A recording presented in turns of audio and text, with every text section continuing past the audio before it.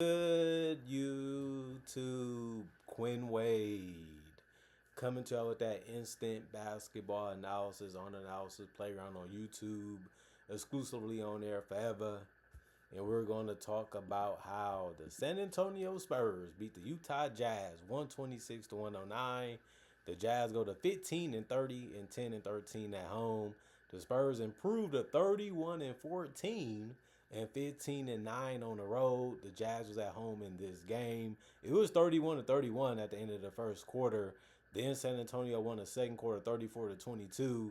Then they lost the third quarter 39 to 32 and won the fourth quarter 29 to 17. Harrison Barnes, 22 minutes, 2 points, 1 of 5 from the field, 0 of 4 from 3. Had a terrible game shooting the basketball. He also didn't play that many minutes and played that much in general. He did only get 1 rebound, 1 assist, and a turnover. He had no personal fouls, was a -5 and plus minus. This was a forgettable game for him.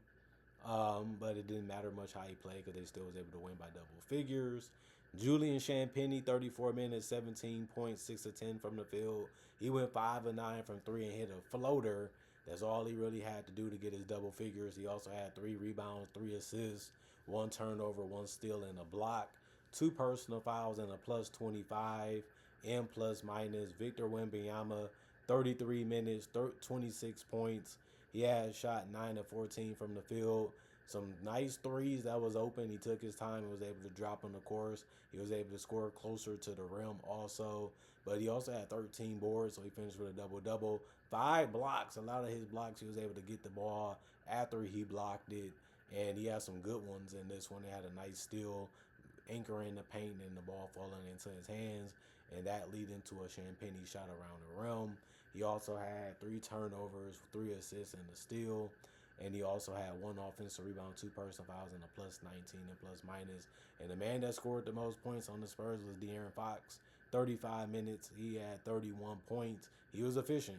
10 of 13 from the field. They dared him to shoot threes in this game. He went 6 of 9 from 3. He really hurt him.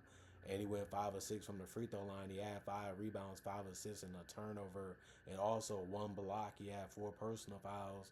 It was a plus 13 and plus minus, one of his better games as a Spur. He can really score if you give him too much room and too much space. You can say that about a lot of NBA players, but you got to give him credit for being able to knock him down in this one because they needed it to be able to pull this one out. Stephon Castle had a crazy dunk in this one with the right hand. He dunked so hard and so fast that he ended up falling on the ground back first.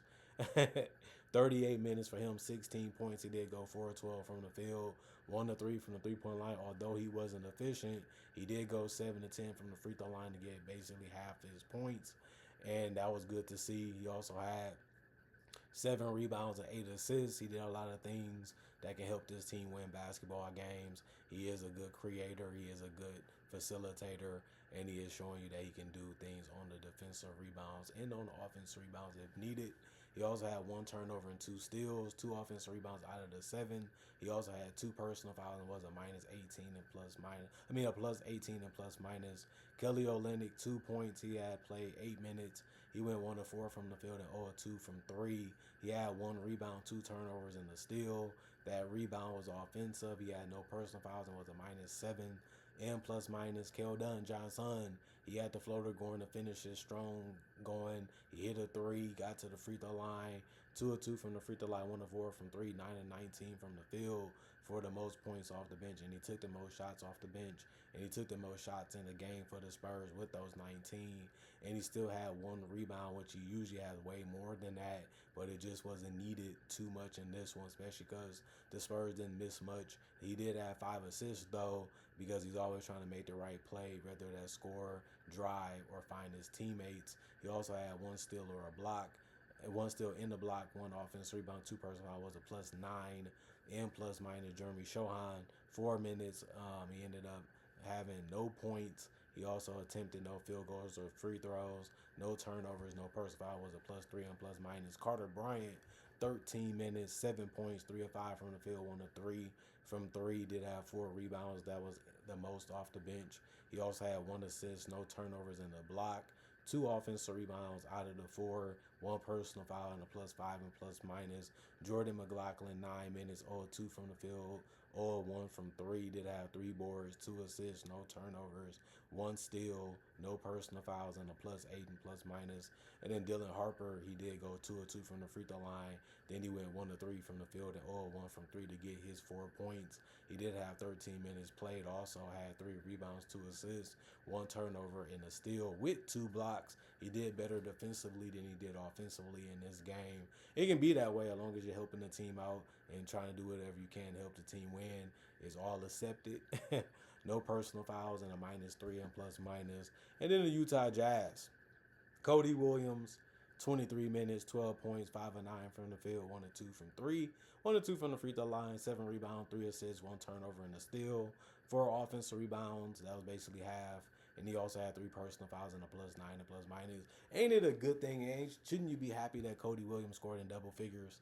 It's just a thing that we want to see more. We know he can do more, and it's just good to see him do it again this season because he doesn't do it enough. But it's a start again to see if he can keep it up.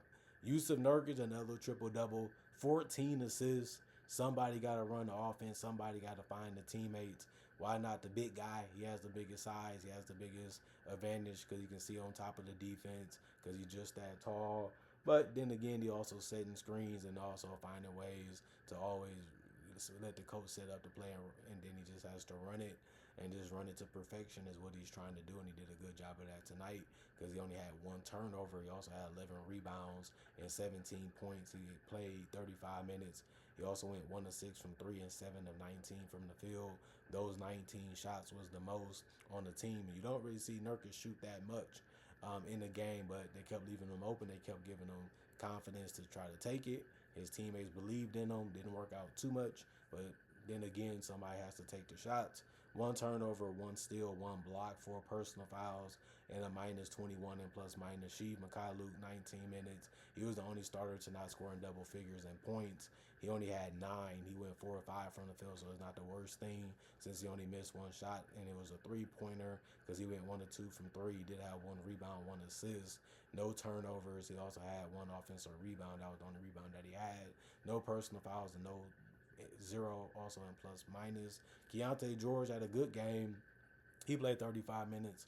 He had 23 points. He went 7 of 15 from the field, 4 or 5 from 3, and 5 of 5 from the free throw line. He can score, he can shoot, he can drive, and of course he can pass a little bit better this season compared to last year.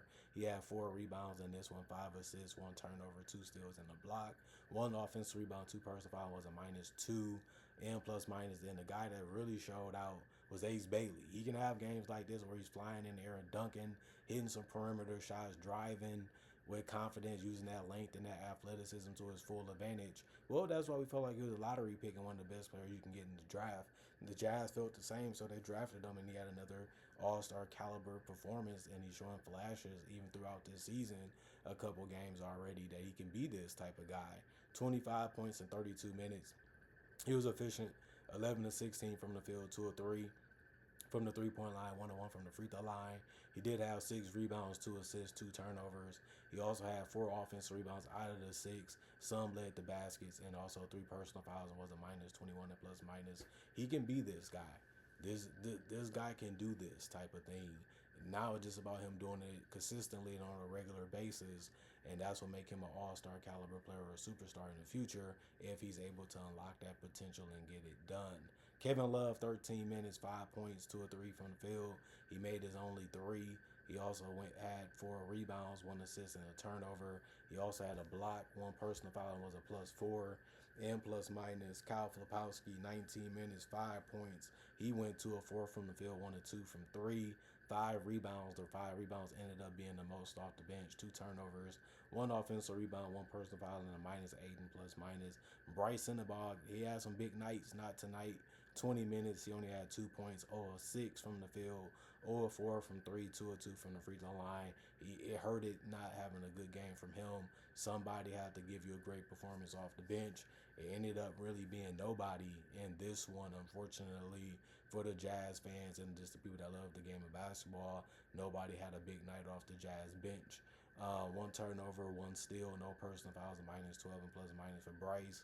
Isaiah Collier, 20 minutes, 7 points, 3 of 8 from the field, 1 of 2 from three, 3 rebounds, 4 assists. The 4 assists ended up being the most off the bench. He also had 6 turnovers. That was the most in the game for the Jazz, and that's way too many. He was attacking recklessly, even missed a layup because of it. But sometimes that relentlessness can get you passes and baskets. Tonight, not so much. 2 personal fouls. He was a minus 10 and plus minus. And of course, Warden Clayton Jr., it wouldn't be right if he didn't score a basket. He went 2 of 5 from the field, missed every single three, finishing 0 of 3 from the 3 point line for 4 points in 24 minutes. He had 1 assist, 1 turnover, no personal fouls, and was a minus 24 and plus minus. And of course, team comparisons. 90 shots taken by the Jazz. They made theirs at 48%, 87 by the Spurs. They made theirs at 51%, 43 3-pointers, 42% for the Spurs. 30 taken by the Jazz. They made theirs at 40%, 24 free throws attempted by the Spurs, 83%. Only 13 by the Jazz. They made theirs at 85%. 44 rebounds by the Jazz, 41 by the Spurs. 30 assists by the Spurs, 31 by the Jazz. 16 turnovers by the Jazz, 10 by the Spurs. 5 steals by the Jazz, 8 by the Spurs. 11 blocks from the Spurs, 3 by the Jazz. 11 offensive rebounds for the Jazz, 7 for the Spurs. 34 defensive rebounds by the Spurs, 33 by the Jazz. 16 personal fouls. Like I said, the Spurs did take 11 more free throws because they only committed 13 personal fouls, and they did attack more than the Jazz. The Jazz were showing that they can hang with them. They were showing you that they had a chance to win it, but the Spurs is better defensively, better athletically, match up better, and that's why they had a better chance of winning this one. And they have better scorers and creators. And the Jazz really don't. They try to find a way to play off of each other. They try to find a way to space the floor to the best of their ability. But the Spurs, let's just be honest, are the better team, and they should have found out a way to win because of that, and they did. So it's no surprise that the Spurs got this one. It would have been a disappointment if they didn't. But then again, you never know. That's why you play the games. This ended up being an intriguing one, fun from start to finish. The Spurs really picked it up defensively. They cared a little bit more as the game got close. Obviously, you do want to create that separation. You do want to show that you're better. The Spurs figured that out before the game was over, like a great team should, which the Spurs this year is. And the Jazz, they're young. They made a lot of mistakes. They forced a lot of things. They was a little overconfident without getting results, and that helped them ended up failing the game. Plus, they lost in some fundamental categories that's important to be able to win a game, especially one that was close throughout. And since they couldn't execute and they made some mistakes, it ended up getting to a point where they beat themselves in this one. And it happens. It's what young teams can do. Even the Spurs is a young team too, but they're just more disciplined than the Jazz are. And that was one of the biggest difference why the Jazz lost and why the Spurs won this game in particular. Comment, like, subscribe, and share. Hit that notification bell to get that analysis when it first come out. Y'all stay blessed up. Y'all stay good. Peace. And I'll see y'all later today with more analysis, hopefully.